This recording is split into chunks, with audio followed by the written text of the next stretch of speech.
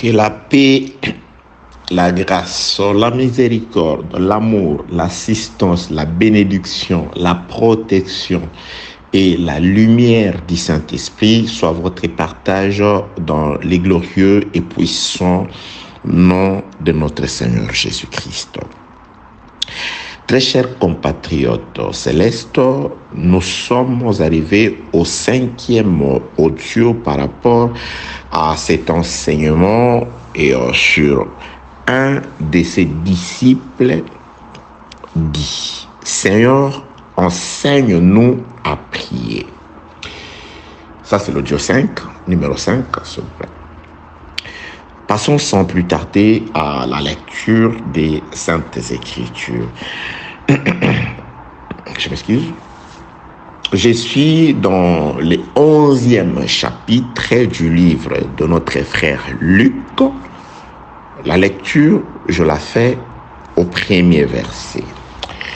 Jésus priait un jour à un certain lieu.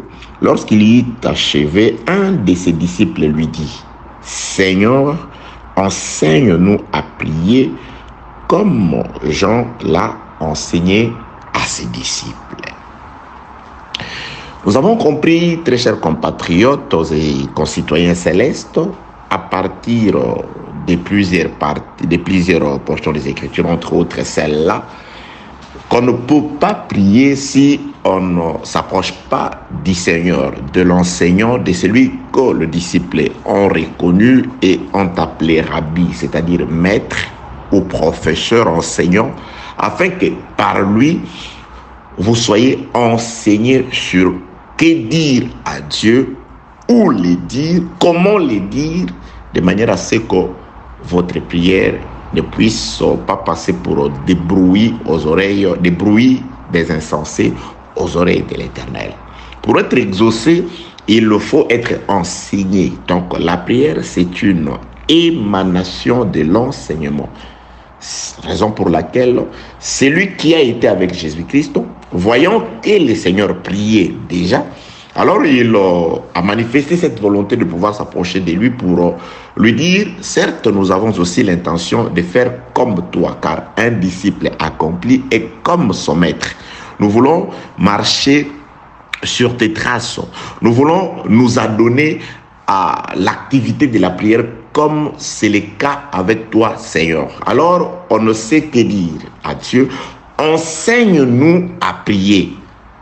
Ils ont donné l'exemple de Jean-Baptiste qu'il avait déjà fait pour ses disciples. Nous voulons aussi être enseignés sur comment prier. Que la paix de Dieu soit avec vous au nom de Jésus-Christ. Que ceux qui sont malades soient guéris, visités par la puissance du Saint-Esprit au nom de Jésus-Christ. C'est Dieu, par Jésus-Christ, qui a déclaré « Vous connaîtrez la vérité et la vérité vous affranchira ». Que la parole de Dieu, que la puissance du Saint-Esprit délivre tous ceux qui sont bloqués, enchaînés. Au nom de Jésus-Christ, que ceux qui sont prisonniers de quoi que ce soit puissent être délivrés. Au nom de Jésus-Christ, qu'ils s'accomplissent la parole de l'Écriture qui déclare « Là où il y a l'Esprit du Seigneur, il y a la liberté ». Que vous soyez libres, car lui a été oint pour notre liberté. Que la parole de Dieu s'accomplisse sur vous. Que toutes les bénédictions disponibles pour les enfants de Dieu puissent être votre partage au nom de Jésus de Nazareth. Très chers soldats de l'armée du salut, nous sommes en train de nous laisser je l'ai dit, conduire par notre Seigneur Jésus-Christ. Donc, nous avons compris, d'après ce qui est écrit dans le livre de Jacques, chapitre 4e, attendez, laissez-moi chercher, Jacques, chapitre 4e, le 3e verset, il est écrit quelque chose de très important. Jacques, chapitre 3, le verset 3. Vous demandez et vous ne recevez pas, parce que vous demandez mal, dans le but de satisfaire vos passions. Donc, c'est-à-dire, il y a des gens qui font des prières. Il y a des gens qui formulent des requêtes. Il y a des gens qui font des demandes à Dieu par des sacrifices, mais ils ne reçoivent pas, les Écritures nous disent, parce qu'ils demandent mal. Donc, si vous n'êtes pas enseigné sur la prière, vos prières ne seront que des cantiques des insensés. C'est-à-dire, Dieu restera insensible à vos prières parce que vous les aurez faites sans la volonté du Seigneur ou en dehors de la volonté du Seigneur. Oui, nous sommes partis dans l'ancienne alliance afin de comprendre que dans l'ancienne alliance, la prière était aussi exprimée à travers les offrandes. Lorsque quelqu'un voulait rendre des actions de grâce à Dieu, il y avait un sacrifice disposé pour les actions de grâce. Lorsque quelqu'un voulait demander pardon à Dieu pour un péché commis, il y avait un sacrifice de culpabilité disposé par Dieu pour cette circonstance-là. Donc, offrir ne suffisait pas. Il fallait offrir, mais l'animal correspondant à la demande de la personne ou à la volonté de la personne. Lorsque quelqu'un avait... C'est-à-dire, ça dépendait. Dieu t'a béni, tu veux remercier Dieu. Il y avait un sacrifice. Tu as prêché, il y avait un sacrifice. Tu as fait ceci, il y avait un sacrifice. Il y a un enfant, pour remercier le Seigneur de t'avoir donné un enfant, un mâle, il y avait un sacrifice. Il y a un enfant, une femelle, c'est-à-dire une femme, une fille, il y avait un sacrifice. Donc la prière dans l'Ancienne Alliance était aussi disposée sous forme de sacrifice.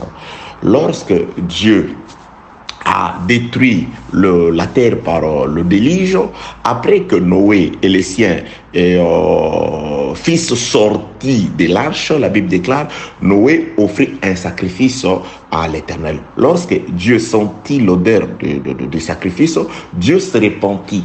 Donc Dieu s'est repenti et il prend une décision désormais, je ne tuerai plus l'homme, je n'exterminerai plus l'homme de la terre. Il a mis l'arc-en-ciel. Donc c'était par rapport à un sacrifice. Dieu ayant reçu les sacrifices, Dieu a agi. Dieu a agréé un sacrifice donné par Abel. Donc que la paix de Dieu soit avec vous au nom de Jésus-Christ. Donc dans l'ancienne alliance, la prière était aussi exprimée sous forme de sacrifice. Comme tout ce qui a été écrit dans l'ancienne alliance, l'a été pour notre instruction. Voulant comprendre la volonté du Seigneur, nous allons repartir dans l'ancienne alliance. Car le disciple de Jésus-Christ qui s'est approché de lui pour lui faire cette demande, de l'enseignement sur la prière, il s'est attelé à ce qu'a fait un prophète de l'ancienne alliance. Jean a enseigné à ses disciples. Alors toi, celui qui est venu avec la grâce, enseigne-nous aussi comment prier, comme Jean l'a fait à ses disciples.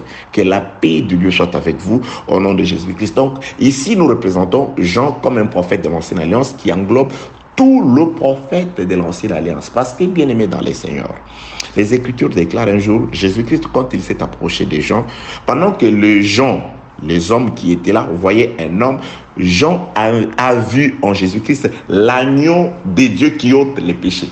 Donc, il a vu un agneau qui ôte les péchés. Or, ne peut ôter les péchés que celui qui est sans péché. Celui qui a le pouvoir d'ôter les péchés, celui qui est sans péché. Donc, Jean avait vu en Jésus un agneau sans défaut. Alors, lorsque le jour de la Pâque est arrivé, maintenant, le juif ayant écouté Jean, bien aimé dans le Seigneur, tout ce qui s'est passé tout autour de Jésus-Christ et par rapport à Jésus-Christ, c'était des prophéties. Et quand Jean parlait, il prophétisait sur Jésus. Donc, il leur présentait le véritable agneau qui peut ôter les péchés qui les retenaient de la captivité, afin qu'ils puissent être délivrés de la captivité du péché. Jean a présenté Jésus. Voici l'agneau de Dieu qui ôte les péchés. La Bible déclare, un jour, Jésus-Christ leur a posé la question. Il a posé la question aux pharisiens qui l'embêtaient. Il leur dit, le baptême de Jean, parce qu'il voulait savoir d'où venait l'autorité de Jésus. Jésus-Christ leur réplique par une question. Il dit, d'où venait le baptême de Jean? De Dieu ou des hommes? Les Écritures déclarent que ces pharisiens qui étaient là, ces sacrificateurs qui étaient là, ils ont réfléchi et dit, si nous disons que le baptême de Jean venait de Dieu, Jésus-Christ nous dira, pourquoi n'avez-vous pas cru à lui? Si nous allons dire que le baptême des gens venait des hommes, le peuple qui est là nous lapidera parce que le peuple croyait que Jean était un prophète. Retenez ça. C'est très important, bien aimé. Toute écriture est importante. Ne négligez aucune écriture de la parole du Seigneur. Vous allez toujours en avoir besoin quelque part. Alléluia. Jésus-Christ, eux, ils disent que le peuple qui était là croyait que Jean était un prophète venu de Dieu. Donc, le peuple croyant que Jean était un prophète venu de Dieu, quand Jean leur a présenté l'agneau, ils ont par croyance à Dieu ou au ministère de Jean, ils ont compris que celui-ci est l'agneau. Donc, les jours de la Pâque, lorsqu'il présente l'agneau qu'il fallait à Pilate, Pilate ne pouvait pas tergiverser, il ne pouvait pas aller ça et là, il ne pouvait pas changer la volonté du peuple qui émanait de Jean-Baptiste, parce que le peuple avait écouté Jean-Baptiste. Or, Jean était un prophète venu de Dieu. Le peuple croyait que Jean était un prophète venu de Dieu. Bien-aimé dans le Seigneur, c'est pourquoi j'ai toujours dit, c'est lui qui a écouté Jean, c'est-à-dire c'est lui qui a la maîtrise de l'ancienne alliance. Quel que soit qu'il peut se retrouver devant un pasteur, entre guillemets, Pilate, qui a tendance à changer les sacrifices. Parce que là, Pilate voulait changer les sacrifices. Pilate voulait se satisfaire à lui-même. Il dit non, pas celui-là.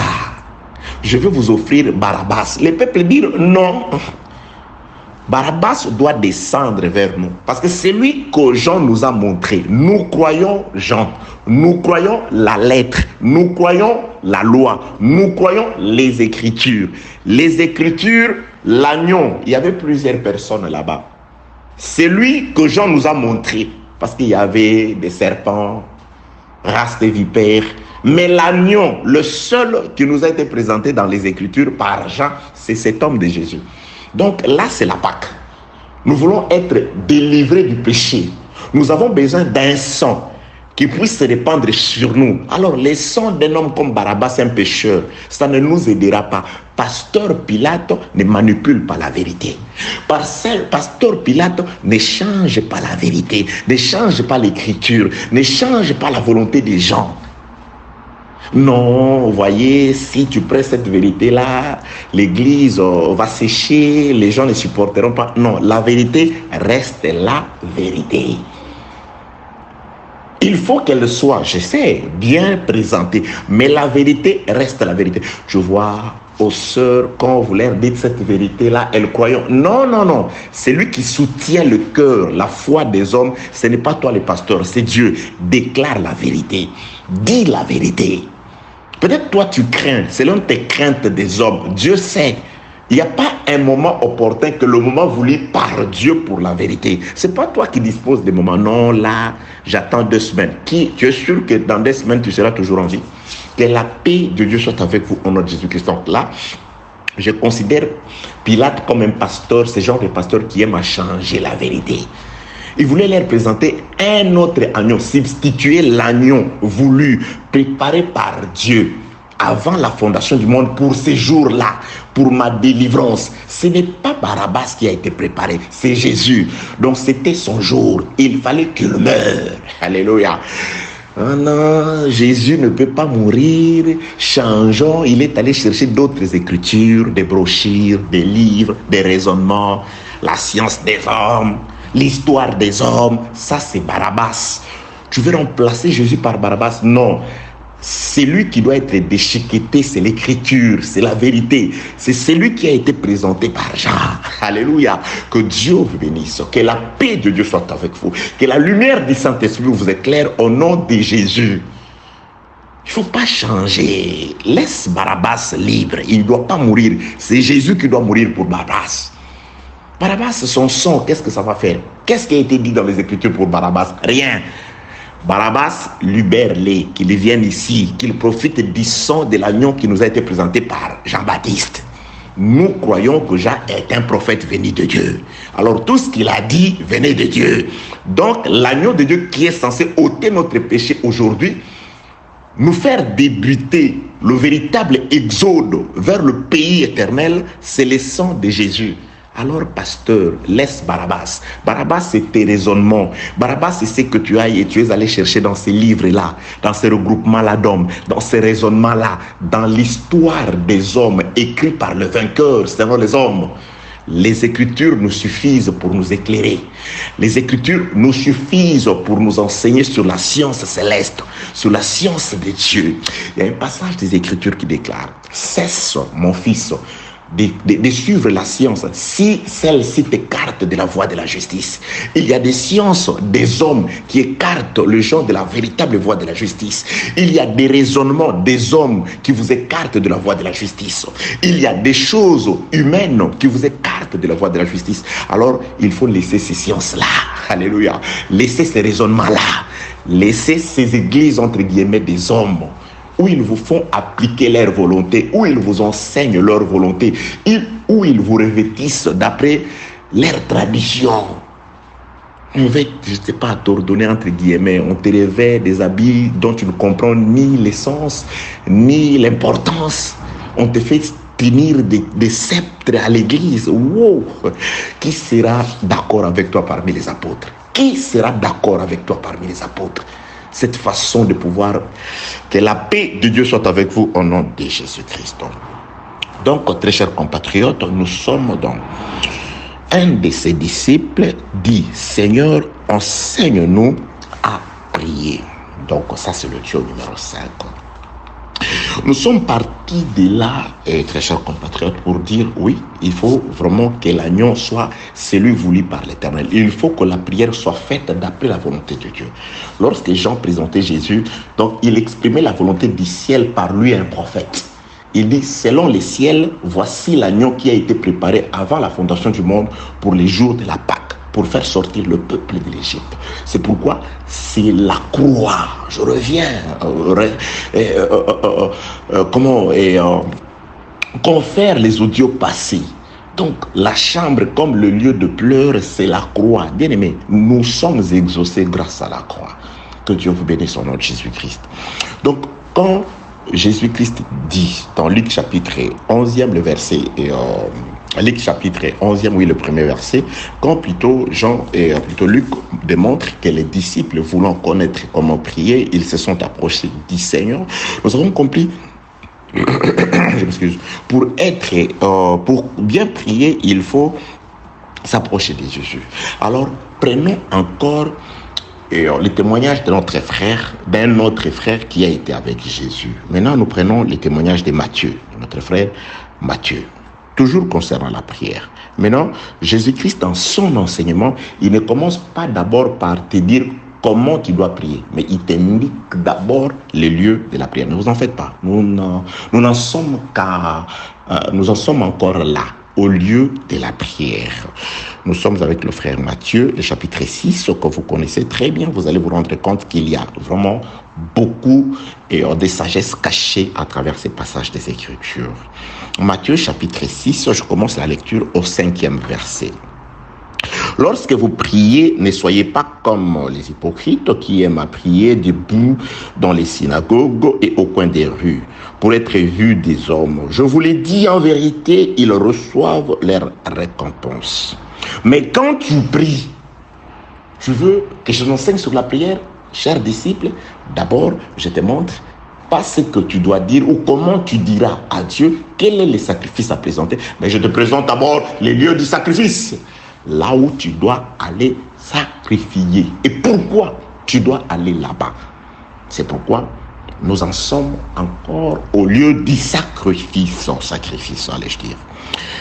Matthieu 6,6. Mais quand tu pries, entre dans ta chambre, ferme ta porte et prie ton Père qui est là dans le lieu secret, et ton Père qui voit dans les secrets te le rendra. Entre parenthèses, toi qui ne tomberas, parce que ça arrive très souvent que sur cet audio, je répète, ça c'est l'audio numéro 5, il y en a 4 qui précèdent celui-ci. Par l'entremise de la personne par laquelle tu as reçu cet audio, par elle, tu pourras recevoir les audios précédents. Que Dieu soit avec vous au nom de Jésus-Christ. Donc, oui, j'ai dit ça par rapport à la chambre, parce que je ne peux plus récapituler tout ce qui a été dit, donc on n'aura pas suffisamment de temps pour évoluer. Mais quand tu pries, verset 6 de Matthieu, quand tu pries, entre dans ta chambre, ferme ta porte et prie ton Père qui est là. Papa est où? Le Dieu, c'est lui que tu veux prier, il est, d'après Jésus, par Matthieu, il est dans la chambre. Il est dans la chambre. Vous allez considérer comme une tautologie, une répétition un peu contradictoire de Jésus. Mais nous allons comprendre. Nous savons que les Écritures, la parole, elle est droite. C'est des hommes qui cherchent des détours, dit l'Ecclésiaste. Elle est droite. Si vous avez l'Esprit du Seigneur, vous allez vous rendre compte que la parole, elle ne se contredit pas. C'est Dieu qui veut que pour ceux qui ont l'esprit tordu, ceux qui n'ont pas été invités par Dieu à assister à sa table, de croire que la parole est tordue, de croire que la parole, il y a des contradictions. Il n'y en a pas.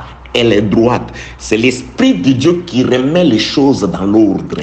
C'est pourquoi, bien-aimés dans le Seigneur, nous trouvons l'ordre de Dieu d'après le Saint-Esprit dans l'explication des Écritures.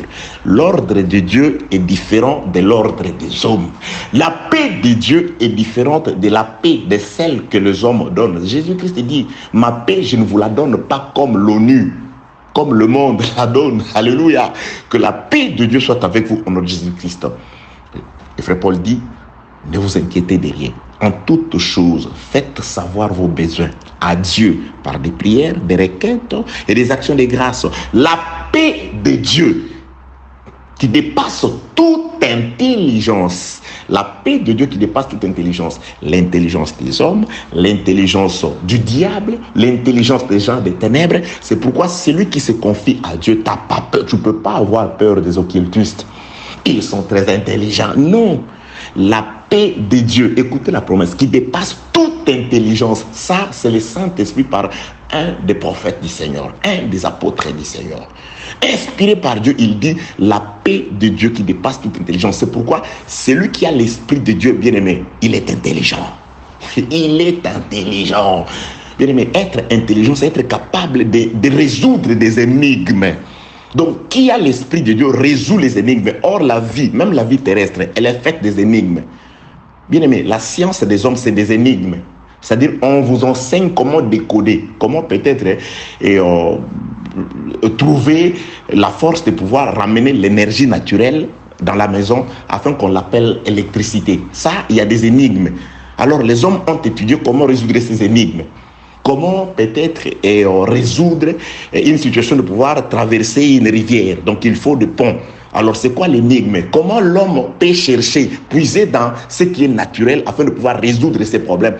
La science des hommes, c'est aussi la résolution des énigmes de la vie terrestre. Et la science de Dieu nous aide à résoudre les énigmes concernant l'éternité d'abord et ensuite concernant la vie. Car Dieu ne nous donne pas seulement l'intelligence pour connaître ce qui est spirituel, mais cette intelligence nous aide aussi à bien vivre sur la terre. La parole de Dieu nous montre comment faire aussi pour avoir son pain naturel, son vêtement, ainsi qu'un lieu de repos. Oui, si la parole de Dieu n'est pas capable de résoudre les choses naturelles dans ta vie, cette parole-là n'est pas de Dieu. Car Jésus-Christ dit, tout pouvoir lui a été donné au ciel comme sur la terre. Il manipule tout. Tout est entre ses mains. Tu as par la parole reçu la parole de Dieu qui a tout créé. L'Esprit qui a tout créé. Alors cet Esprit qui a hier créé, et les Écritures rapportent qu'il est le même hier, aujourd'hui, éternellement. Pourquoi ne créera-t-il pas ce qui manque à toi? C'est que ce n'est pas l'Esprit du Créateur. Révolte-toi dans la prière. Je voudrais que Dieu, tu crées ce qui manque, parce que tu as le pouvoir de créer. La parole résout les énigmes. Que la paix de Dieu soit avec vous au nom de Jésus. Ok, bien-aimés dans les Seigneurs. Nous sommes dans la lecture de Matthieu, chapitre 6e. Écoutez ce qui est écrit. Mais quand tu pries, entre dans ta chambre et ferme ta porte. Nous avons déjà compris, la chambre, c'est par rapport à là où Joseph s'était retiré pour aller prier. C'est là que Jésus-Christ s'est retiré pour intercéder en notre faveur. C'est là que Jésus-Christ est allé prier afin que ces larmes recueillies par Dieu puissent être mises dans une outre et que cela soit écrit dans un livre. Donc, ce que je vous enseigne, ce sont les larmes du Seigneur. C'est l'intercession du Seigneur. C'est les souffrances de Christ. Quand il s'était retiré du monde, quand il a été abandonné, délaissé par tout le monde à la croix, seul mourant, parce qu'il devait être seul à nous sauver. Il n'avait pas besoin de quelqu'un, d'un associé. Dieu, c'est sa droite qui est venue à son secours. C'est sa droite qui l'a aidé à rapatrier les enfants qui étaient perdus. Il a travaillé seul parce qu'il était le seul.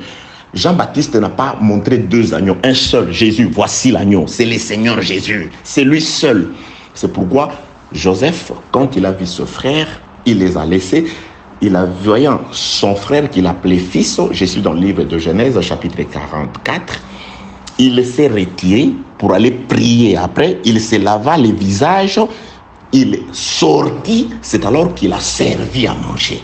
Donc, il fallait que Jésus se retire, qu'il aille mourir, pleurer, intercéder pour nous, qu'il ressorte de là vivant et il peut servir à manger. Vous allez comprendre ces mouvements-là. Que la paix de Dieu soit avec vous.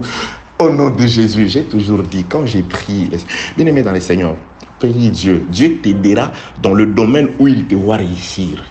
Quand j'ai prié, parfois, oui, des choses me viennent. C'est que je vous dis, j'entends aussi certaines choses à travers certaines prédications parce que j'écoute beaucoup trop de prédications. Oui, il y a des groupes où parfois, avant de m'endormir, je m'endors avec des prédications de mes frères. J'écoute beaucoup les prédications. J'écoute beaucoup. Tout prédicateur qui prêche bien, tu es dans mon cœur. Je t'aime. Tu prêches par la parole et tu prêches par le comportement. Ah oui. Mais quand j'ai prié le Seigneur, Dieu, parfois, il commence à t'expliquer. Oui. Bien aimé, si Dieu t'a appelé pour bien évoluer, je crois, dans un travail quelconque, afin que tu aides l'Église à travers peut-être la libéralité. Dieu va t'aider dans la prière. Il va te montrer des voies et moyens. Comment fournir ces dons-là qu'il t'a donné de libéralité. Parce qu'un don de libéralité sans le matériel, ça n'a pas de sens. Un ministère sans les bagages spirituels, ça n'a pas de sens. Or, les bagages spirituels, c'est la connaissance. Je sais que le ministère, ce n'est pas seulement la connaissance, mais c'est aussi une connaissance appliquée. C'est aussi la vie. Car la base de tout, c'est la connaissance. Le peuple périt faute de connaissance. S'il y a la connaissance dont je vous parle, c'est une foi pratiquée. C'est la parole vécue qui se vit. Que la paix de Dieu soit avec vous au nom de Jésus. Toute personne qui ne vit pas la parole n'a pas la connaissance. Il ne s'aime pas. Parce que celui qui aime sa vie, il la protège contre la mort. Alors quelqu'un qui ne s'aime pas, qui n'aime pas son propre corps, qui la livre au péché, à la destruction, comment peut-il t'aider? Comment peut-il t'aimer? Car la loi dit, tu aimeras ton prochain comme toi-même. Il ne s'aime pas. Il livre sa vie à la mondanité, au péché. Alors comment peux-tu t'attendre à ce que ce pasteur-là t'aide? Et tu es dans cette église-là, d'un homme qui n'aime pas sa propre vie. Parce que c'est lui qui détruit sa vie à travers le péché. Il détruit le temple du Seigneur. Dieu les détruira. Alors un homme qui détruit sa propre vie, il ne s'aime pas. Il a perdu l'amour propre à lui.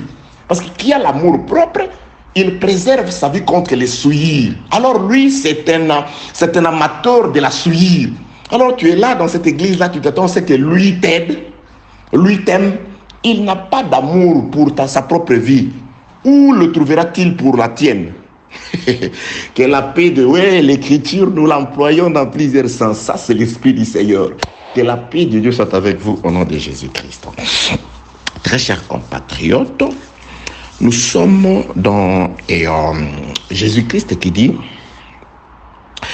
d'habitude ça coupe à 30, je ne sais pas ce qui se passe, ou peut-être le téléphone il est plein, et c'est plein, beaucoup trop de prédications et de messages. Parfois, tu ne dois pas tout effacer parce qu'il y a toujours des gens qui appellent. J'ai perdu mes audios. Alors, tout le monde n'a pas accès facile à YouTube pour en renvoyer tout le monde sur YouTube. Donc, il y a de ces frères qui ont besoin qu'on puisse les envoyer des audios. Alors, chaque fois qu'il y a des prédications et qu'on sort, donc il y a des groupes où nous sommes administrateurs, donc on ne doit rien effacer. Donc, les téléphones, avec ces 200, 600 et quelques gigas, 200 gigas, ça devient lourd. Là, je ne sais pas si à 30 minutes, ça va couper. Que la paix de Dieu soit avec vous au nom de Jésus-Christ. Donc, Matthieu chapitre 6, le verset 6e. Mais quand tu pries, entre dans ta chambre, ferme ta porte et prie ton Père qui est dans le lieu secret. Et ton Père qui voit dans les secrets te le rendra. Ton Père qui est dans le lieu secret. Toi, tu entres où? Tu vas dans les lieux secrets. Tu vas prier dans les lieux secrets. Ton Père t'attend dans les lieux secrets. Et Jésus-Christ dit, ces lieux secrets, c'est la chambre. Donc, nous avons compris, la chambre, c'est le secret de Dieu. Il a été là-bas. Jésus il y est allé seul afin de pouvoir intercéder pour nous. Même déclare, toi, tu dois entrer dans cette chambre-là parce que Dieu s'y trouve. Il est là. Il va t'écouter quand tu seras dans cette chambre-là. Je saute pour présenter quelque chose qui va paraître un peu contradictoire. Verset 9.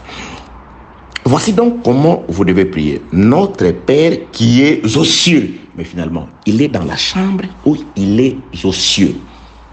Retenez ça. C'est pourquoi je dis, si tu n'as pas l'Esprit du Seigneur, tu peux ne pas comprendre la volonté de Dieu. J'ai dit, ça, c'est un enseignement dans lequel Jésus-Christ nous enseigne sur où prier, comment prier et à qui adresser la prière. Ici, déjà, la prière s'adresse à nous. Ne vous en faites pas. Rien que sur notre Père, là, c'est des audios et des audios. Je viendrai. J'avais dit, si Dieu nous prête vie, s'il nous accorde les temps, tout ce dont il faut, il nous a mis beaucoup de choses à l'esprit pour vous. Et chaque jour, quand nous prions, il en rajoute encore pour vous dire concernant cette prière. Que la paix de Dieu soit avec vous en Jésus-Christ. Vous voyez, notre Père, parce que la prière s'adresse à notre Père. À notre Père, il y a d'abord le lien de filiation entre celui qui prie et celui à qui la prière est adressée. Et il n'est pas seulement ton Père, il est notre Père. Oui, il y a dans les Écritures, Jésus n'avait rien dit seulement une fois. Il a répété de plusieurs manières et à plusieurs reprises. Dieu t'a parlé tantôt d'une manière, tantôt d'une autre. L'objectif, dit le frère Job, c'est de vous éloigner du glaive, de l'épée des condamnations, de l'épée qui, jusqu'elle est encore dans le fourreau, qui sortira pour être imbibée du sang. Un jour, quand l'épée sortira du fourreau, ça c'est le temps de la colère. Et pour le moment, Dieu a son épée dans le fourreau. Il l'a gardé. Il regarde, il utilise le paix de la bouche, la parole. Que la paix de Dieu soit avec vous, au nom de Jésus-Christ. Donc, Matthieu 6,6, nous avons la chambre où l'homme doit entrer. Les Écritures rapportent que c'est là que Dieu s'y trouve. Je reprends l'Écriture. Mais quand tu pries, entre dans ta chambre, ferme la porte et prie ton Père qui est là. Prie ton Père qui est où? Qui est là. Verset 9. Voici comment vous devez prier. Notre Père qui est aux cieux. Donc, Jésus-Christ ne pouvant se contredire parce que lui, c'est la vérité, c'est le chemin qui mène au Père, c'est le chemin qui mène à la vie éternelle, c'est la lumière. Il ne peut se contredire, mais sauf que Jésus-Christ peut dire une seule chose, mais de manière différente. Mais il dit tout simplement une seule chose. Parce que le frère qui a écrit la lettre aux Hébreux dit, après avoir parlé à nos pères à plusieurs reprises et de plusieurs manières, par le prophète, à ce temps de la fin, Dieu nous parle par Jésus. Donc Jésus vient synthétiser ce que Dieu avait dit à plusieurs reprises et de plusieurs manières par le prophète. Jésus-Christ vient l'éclairer. Il vient illuminer cela. Il vient donner le vrai sens de ce que Dieu avait dit dans l'Ancienne Alliance. Que la paix de Dieu soit avec vous, au nom de Jésus-Christ. Je te bénis, je vous bénis. Vous, le frère qui m'écrivait, qui me remerciait, qui me bénissait, je suis très touché en tout cas vos messages me vont droit au cœur. Que Dieu vous bénisse, que Dieu vous affermisse, que Dieu vous multiplie encore cet amour que vous avez pour la vérité. Paix de Dieu, paix réelle de Dieu sur vous au nom de Jésus. Laissez-vous affranchir par le Fils de manière à ce que vous soyez réellement libres au nom de Jésus.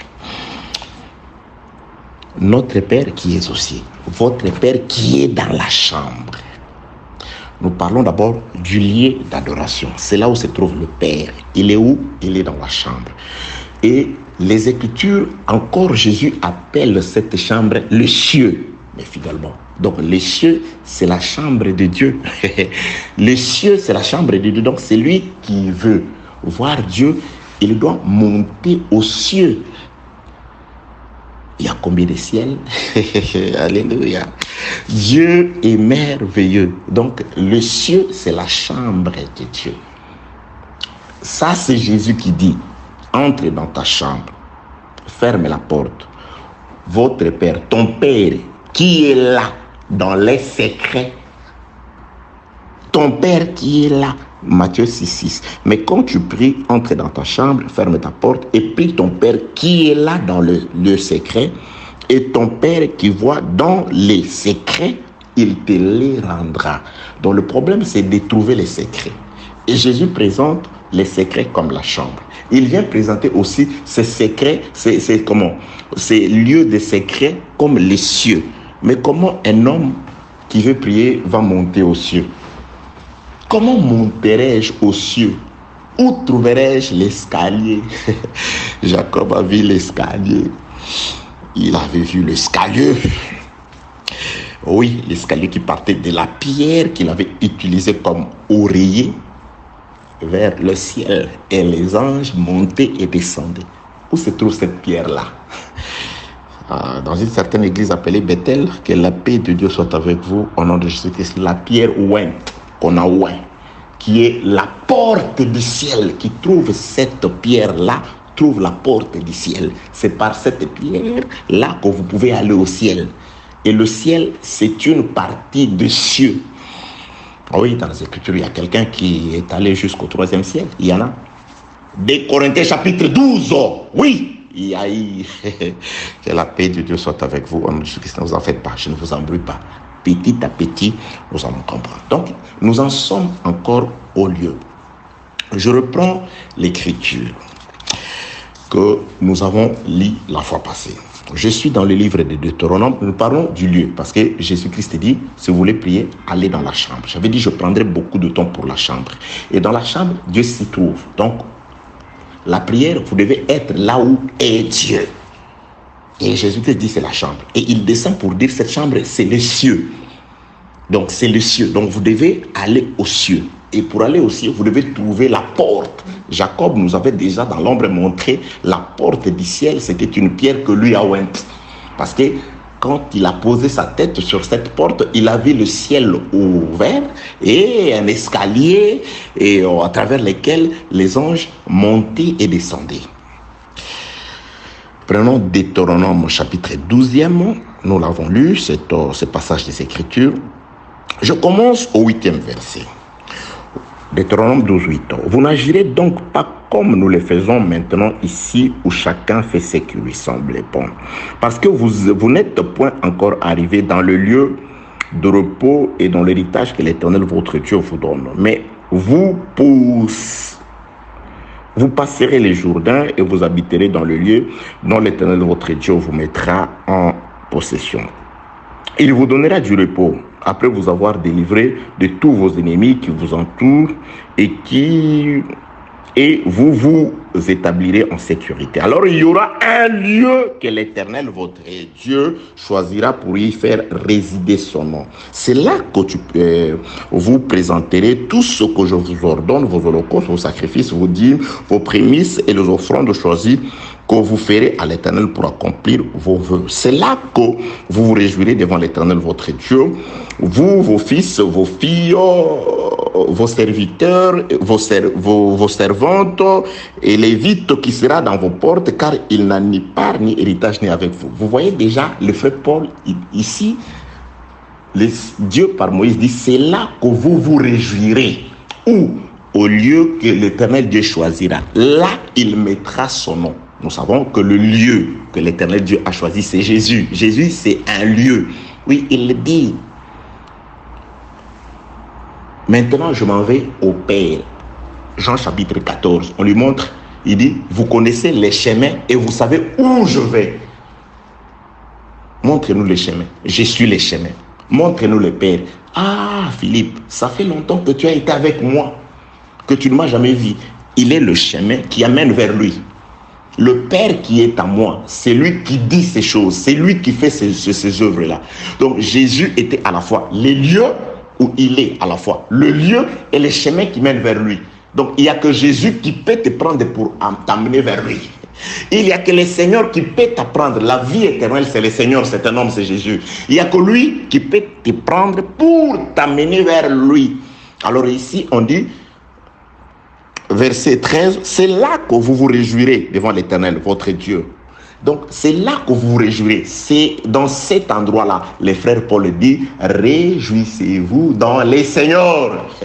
Réjouissez-vous. Bien aimé, les Écritures s'accordent. Alléluia.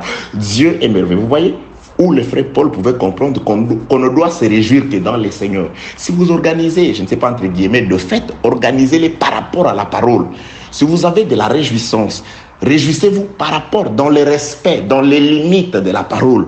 Israël, dans ses fêtes, il y avait des lois. Il ne dépassait pas. Ce n'est pas parce que c'est une fête qu'Israël va manger n'importe quoi. Ce n'est pas parce que c'est une fête qu'Israël va s'habiller n'importe quoi. Ce n'est pas parce que c'est une fête qu'Israël va manger avec n'importe qui. Ce n'est pas parce que c'est une fête qu'Israël va manger. Non, même dans la réjouissance, Israël respectait la loi. Tout enfant de Dieu. Ah non, je suis très content, je ne sais pas, j'ai décroché mon diplôme, et tout dans le respect des Écritures. Oh non, c'était juste une nuit avec les amis. Les amis, c'est dans les Seigneurs. C'est là que tu te réjouiras. Verset 12e. C'est là que vous vous réjouirez devant l'Éternel, votre Dieu. Vous, vos fils, vos filles. Oh non, c'était juste l'anniversaire de mon fils. C'est pourquoi ils ont dansé. Ah! C'est là, dans les Seigneurs, là où sera le nom, c'est là où vous allez vous réjouir. Vous, vos fils, vos filles.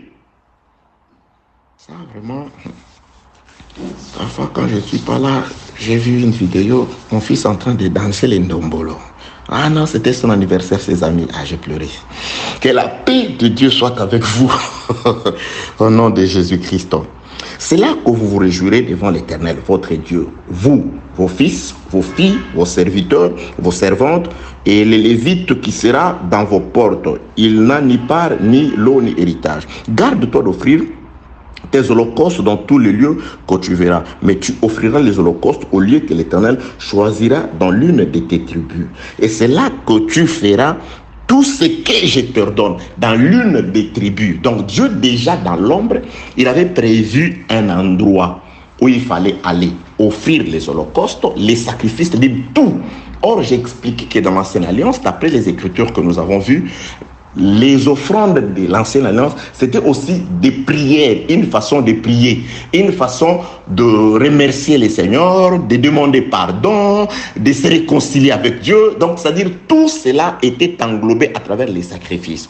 Donc, à chaque circonstance correspondait à un type déterminé de sacrifices. Que la paix de Dieu soit avec vous au nom de Jésus-Christ. Et Dieu, en cela, il a rajouté les lieux. Voici les lieux. Il a déterminé un lieu. C'est pourquoi Jésus-Christ ne peut pas commencer par nous dire ou nous montrer comment nous allons prier s'il ne nous indique pas d'abord les lieux. Et il dit, le lieu, c'est la chambre. Et nous avons compris, la chambre, c'est là où il se retire. Là où il s'était retiré de tout le monde. Parce que Joseph a laissé ses frères, entre guillemets, au salon, là où ils étaient, avec les Égyptiens. Tout le monde est resté. Il est allé seul. Il a fait son sacrifice, c'est-à-dire il a pleuré, il a fait sortir ses larmes. Et quand il sort, Jésus-Christ, quand il nous laisse, il meurt. Quand il ressuscite, c'est alors que Joseph va ordonner à ce qu'on puisse servir le repas. Et quand on sert le repas, je l'avais dit, je rentre pour beaucoup plus de précision. N'oubliez pas, bien-aimés dans les Seigneurs, nous sommes dans le lieu. Et dans le lieu, le Saint-Esprit nous a conduits dans ce qui est écrit dans le livre de Deutéronome chapitre 12. Là, Dieu commence d'abord par indiquer le lieu. Voilà le lieu. Vous n'allez pas offrir n'importe où. Lévitique 17, du 1er au 5e verset. Celui qui égorgera son animal hors de cet endroit-là, il sera tenu pour un tueur. C'est-à-dire, le sang sera sur sa tête. Il mourra. Tu n'offres pas n'importe où. Tu dois... Où se trouve Jérusalem? C'est à combien de kilomètres? Alléluia. Que Dieu soit loué.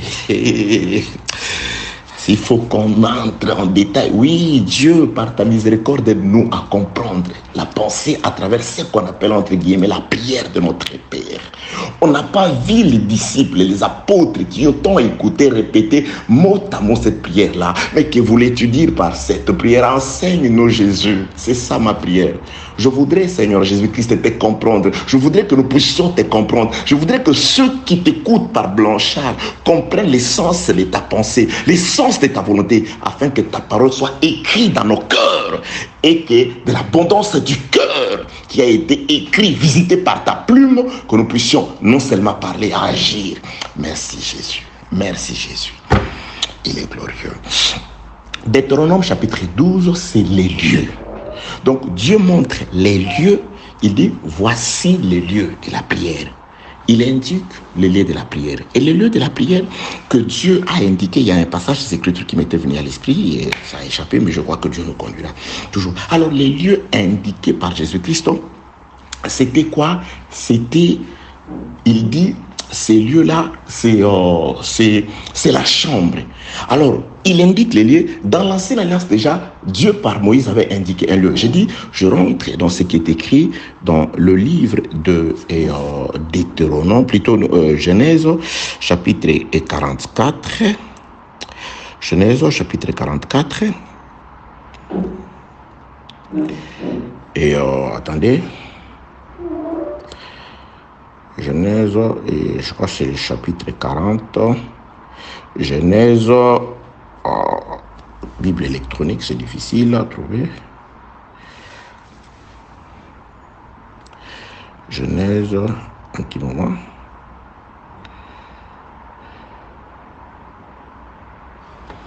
Un petit moment, attendez. Je ne veux pas couper pour ne pas couper le fil des idées.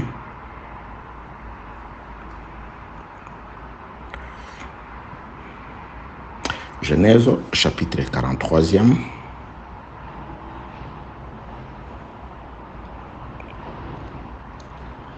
Le verset est 29e.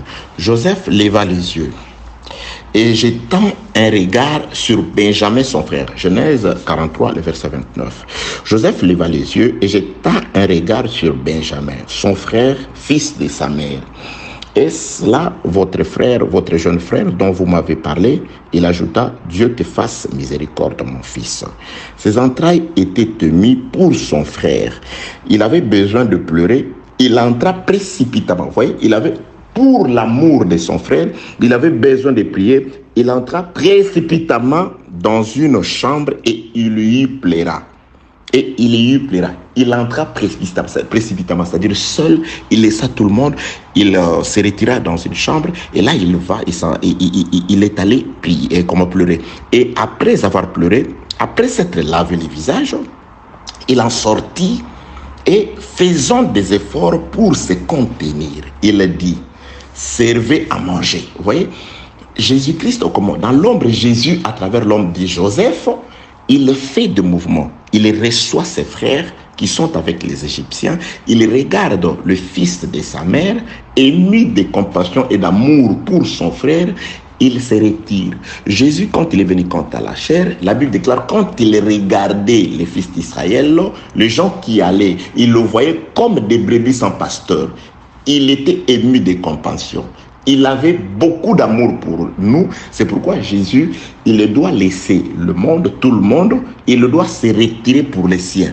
Aller dans la chambre pour pleurer. Le pleur, nous l'avons montré dans les Écritures, c'est les sacrifices. C'est la mort de Jésus. Et quand il pleure, c'est là qu'il intercède. Et quand il ressort d'entre les morts, quand il sort, c'est alors qu'il dit, servez à manger. Jésus vivant, il a parlé, il a été avec les hommes, il est mort, il est revenu à la vie. C'est alors que le jour de la Pentecôte, la nourriture véritable du ciel, le véritable pain du ciel pouvait descendre. Donc il y a la nourriture en abondance aujourd'hui parce qu'il y a un homme qui était avec nous, qui s'est retiré, il a souffert, il a pleuré, il a sacrifié, il s'est sacrifié, il a intercédé pour nous, il est revenu. Aujourd'hui, il peut dire, servez à manger. Verset 32. On servit Joseph à part. Dieu mange à part. Bien aimé, Dieu a ses... Il y a des choses qui ne sont réservées qu'à Dieu. Il y a des honneurs qui ne sont réservés qu'à Dieu. Il y a la gloire qui ne sont réservées qu'à Dieu. Il y a des promesses qui doivent les accomplir. Il n'y a que Dieu. La promesse du salut, c'est Dieu qui sauve les seuls par Jésus. C'est pourquoi Joseph est là, dans la même maison, mais sa table est à part. Il est à part, Joseph. On servit Joseph à part, verset 32, et ses frères à part. Le frère de Joseph, ceux qui ont le sang de Joseph, il est écrit, et c'est lui qui sanctifie. Et ceux qui sont sanctifiés sont issus d'un seul. Il n'a pas honte de les appeler frères. Celui qui sanctifie, c'est Jésus. Et ceux qui sont sanctifiés, c'est nous, par rapport à sa parole. Jésus n'a pas honte de nous appeler ses frères. Nous sommes ses frères, nous mangeons, oui. Mais, à part, bien aimé, qui que tu sois, pasteur, apôtre, prophète, docteur, évangéliste, qui que tu sois, prends le nom que tu veux, mais tu ne manges pas sur la table du Seigneur. Attention, par la table du Seigneur, le même repas que le Seigneur, il est là. Jésus, tout genou fléchi devant le Seigneur, pas devant toi. C'est lui qui est sur l'estrade, qui a besoin de tous les regards. Ce n'est pas toi, c'est Jésus. C'est pourquoi je ne vous indique que Jésus. Bien-aimé, je ne vous indique que le Seigneur. Vous et moi, à genoux devant le Seigneur, je voudrais être gratifié par le Seigneur après avoir fait mon travail, de vous montrer le Seigneur, de vous parler du Seigneur, de vous montrer comment il est élevé, comment il est glorieux, comment il vous aime. Mon travail, c'est de vous montrer Isaac, rien que Isaac. Je ne suis pas important, un simple serviteur envoyé par le papa d'Isaac pour vous prendre et vous conduire vers Isaac. Parce qu'il m'a révélé sur le chemin, parce que je suis parti de l'éternité, je viens vous parler et je vous ramènerai facilement à l'éternité, parce que j'en connais le chemin. Par le Saint-Esprit, au moyen de la grâce ministérielle, je connais le chemin. Je serai gratifié, je serai payé, je suis protégé quand je fais mon travail. Ce n'est pas quand je voudrais que vous m'adoriez. Ce n'est pas quand je voudrais manger le même repas que Joseph, recevoir les mêmes honneurs que Joseph. Aujourd'hui, pratiquement, certaines églises, vous entrez, vous voyez un représentant de Joseph sur la terre. Non, on représente celui qui est absent. Jésus est là. Il n'a pas besoin de représentants. Tu n'es pas le représentant de Jésus, pasteur. Tu es le serviteur qui montre Jésus, qui dit au peuple, le siège là, c'est le siège de Jésus. Le trône, c'est le trône de Jésus. Jésus est là. Vous et moi, agenouillons-nous devant le Seigneur. Voilà, il commence à chercher les termes, voilà, dans quelque sorte, un représentant, oui, dans ce sens-là. Mais au sens propre du mot représentant, il n'a pas besoin de se faire représenter parce qu'il est là. Il a dit, je serai là. Je serai là. Vous êtes mes serviteurs. Les serviteurs ne prennent jamais la place du chef. Non, il reste serviteur. Le plus ancien de la maison d'Abraham est resté serviteur, même en cours de route. Il n'avait jamais dit à Rebecca, non, non, non, non. Il ne s'agit pas de toi. Il s'agit du père Abraham, que Dieu a béni, et à qui il a donné un fils dans la vieillesse, Isaac, qui a besoin de la femme. Pas toi. Que la paix de Dieu soit avec vous. Donc, nous aussi nous mangeons. Nous avons notre repas. C'est pourquoi, bien-aimés dans le Seigneur, nous mangeons. Et là, je suis en train de vous servir, n'est-ce pas? Il a été dit dans la bénédiction prophétique des fils de Jacob, Azer. C'est celui qui sert plutôt le maître délicat de roi. Azer, c'est aussi Christ dans l'œuvre ministérielle. Nous allons le voir, il n'y a qu'un seul ministre dans les sanctuaires de Dieu. Jésus-Christ, à travers sa main, l'œuvre ministérielle, il sert le maître délicat de roi. Parce que les 12 fils de Jacob, c'est des rois. Ils ont leurs frères, c'est leurs frères, mais qui mange à part? Qui a les gloires qui lui sont réservées? Qui a les honneurs qui lui sont réservés? Ça, c'est la maison dans laquelle on doit se retirer. Ok, verset 32, Genèse chapitre 43. On servit Joseph à part et ses frères à part. Les Égyptiens qui mangent avec lui furent aussi servis à part. 3 parts, 3 tables. Alléluia. Il y a toujours 3 tables. Bien aimé. Il y a des églises, mais qui ne mangent pas notre repas. Ils ne mangent pas avec nous. C'est des Égyptiens. Ils ont, oui, la faveur. Ils ont la faveur de Joseph. Mais les repas, ils ne mangent pas. Oui, la pluie, bien aimé. Dieu fait pleuvoir pour les Égyptiens et pour nous, les frères de Joseph. Pour tout le monde, vous allez dans un travail, il a son salaire, tu as ton salaire. C'est pourquoi je fortifie les gens et je dis, il ne faut pas avoir peur de quelqu'un. Non, voilà, eux, c'est les occultistes. Non, la pluie, les opportunités dans la vie sont pour les justes et pour les injustes. Il ne faut pas dire, non, nous, on ne va pas avancer. Non, non, il n'y a pas une écriture qui dit, non, on ne peut pas avancer. Non. Les soleils, Dieu le fait luire pour les justes et pour les injustes. S'il peut acheter des avions, tu peux aussi. S'il peut devenir licencié, tu peux aussi. S'ils peuvent recevoir le master, tu peux aussi. S'ils peuvent, eux, s'acheter, je ne sais pas, avoir des entreprises, nous le pouvons aussi. À condition que tu sois dans ta chambre. Je viendrai. Il y a des gens qui veulent aller prier Dieu dans les chambres des autres. Non, non. Reste dans ta chambre. Reste dans ta chambre, là où Dieu te voit. Il y a beaucoup de demeures dans la maison de Dieu, mais chacun a sa demeure. Tu dois rester dans ta chambre et fermer la porte. Reste là. Ah, qu'est-ce que tu veux dire? Je vais dire tout. Je viendrai. N'est-ce pas que nous sommes frères? N'est-ce pas que votre Dieu nous a disposé pour vous donner la nourriture? Que Dieu vous bénisse au nom de Jésus. Donc, nous avons, et je dois vraiment finir par là, nous avons bien aimé dans le Seigneur et 3 tables. Nous avons la table réservée à Joseph, nous avons la table des frères de Joseph et nous avons la table des Égyptiens. Oui, parfois on a des bruits, surtout en Afrique là-bas, des églises dans toutes les rues, dans toutes les avenues. Bruit, Jésus est là, Jésus est là, Jésus est là, oh, alléluia, des baffles, des micros en Afrique, des bruits, partout, bruit, Jésus. Il mange. Mais si vous regardez les cultes, c'est les cultes des Égyptiens. Les Écritures disent, ce que nous mangeons, c'est une abomination. Non, ils exagèrent. Nous, on exagère. Lui aussi, il enseigne parfois. Quand vous voyez ces audios, il n'y a pas d'image, il n'y a que le son.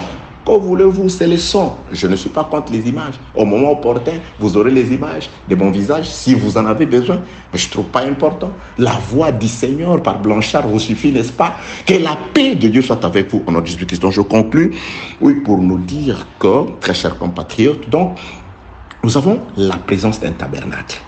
Donc, nous avons la présence des cieux dans la maison de Joseph. Nous avons un lieu très saint, le repas de Joseph, qui lui est réservé à lui seul. Parce qu'il y avait un endroit où n'entrait que les souverains sacrificateurs, une seule fois l'année. Le seul, il entrait là-bas. Et nous avons un endroit appelé lieu saint où pouvaient entrer les fils du souverain sacrificateur. C'est pourquoi Joseph appelle Benjamin, son frère, mon fils. Donc, c'est-à-dire, il ramène ses frères au rang de ses fils. Parce qu'il sait, si vous pouvez entrer dans la deuxième partie du sanctuaire, vous devez être le fils d'Aaron. Vous devez être le fils d'Aaron. Donc, il a fait de nous un royaume et des sacrificateurs pour Joseph, pour son père, pour Jésus. Nous sommes, lui, il est le lieu très saint, la tête. Et nous, nous sommes le reste du corps, c'est-à-dire les lieux saints. Il y a des pains, des propositions, nous mangeons aussi. Nous sommes là dans les sanctuaires. Les sanctuaires, d'après le frère qui a écrit la lettre aux Hébreux, n'a que 2 parties. Un lieu saint et un lieu très saint. Il y a un parvis là-bas, l'Égypte. C'est pourquoi dans la disposition des choses, l'Égypte représente aussi les parvis, séparés par le Kiv derrière la mer Rouge. Après, vous entrez dans le désert qui représente les lieux saints.